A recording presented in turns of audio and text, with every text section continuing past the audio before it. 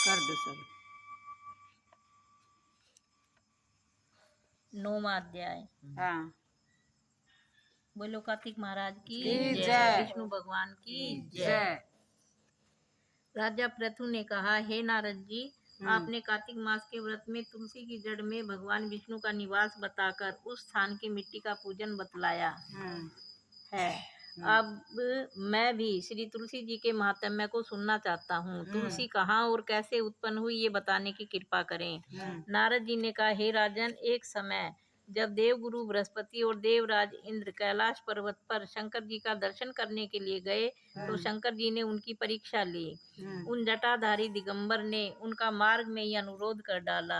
यद्यपि वे तेजस्वी, शांत, लंबी भुजा और चौड़ी छाती वाले गोर वर्ण, अपने विशाल नेत्रों युक्त तथा सिर पर जटा धारे वैसे ही बैठे थे, तथापि इंद्र ने शंकर जी को न पहचान उनका नाम, धाम आदि परिचय पूछा और कहा, शंकर जी अपने स्थान पर हैं या कहीं गए हैं। इस पर उस तपस्वी ने कुछ नहीं कहा, परंतु त्रिलोकीनाथ के ऐश्वर्य से गर्वित होकर इंद्र कब चुप रहते। उन्होंने क्रोध से घुड़क कर कहा, अरे मैं पूछता हूँ, तू उत्तर क्यों नहीं देता?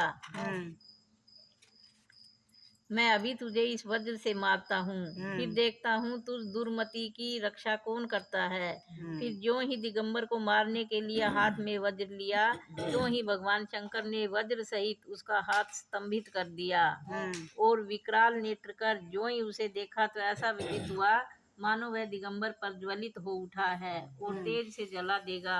भुजाएं स्तंभित होने से इंद्र के क्रोध और दुख का अंत न रहा, परंतु जो ही बृहस्पति जी ने उसको प्रज्वलित देखा, त्यों ही अपनी बुद्धि से उनको भगवान शंकर जानकर प्रणाम किया और इंद्र को भी उनके चरणों में गिराया। फिर बृहस्पति जी बोले, हे दीनानाथ, अपना क्रोध रोक कर इंद्र का अपराध क्षमा कीजिए। बृहस्पति जी के वचन सुनकर महेश्वर गंभीर वाणी में बोले, मैं अपने नेत्रों से निकले क्रोध को कैसे रोकूं?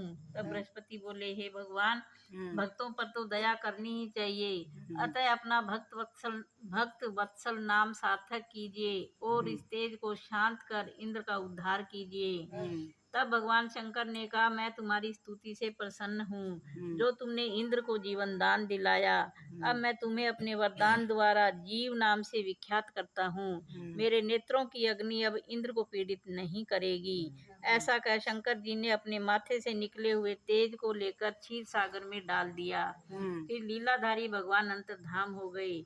इंद्र और बृहस्पति दोनों भय से मुक्त होकर परम सुखी हुए। इस प्रकार जिनको जानने की इच्छा थी उन्हें जानकर इंद्र और बृहस्पति अपने स्थान को चले गए। बोलो कार्तिक महाराज महाराज की जय। विष्णु भगवान की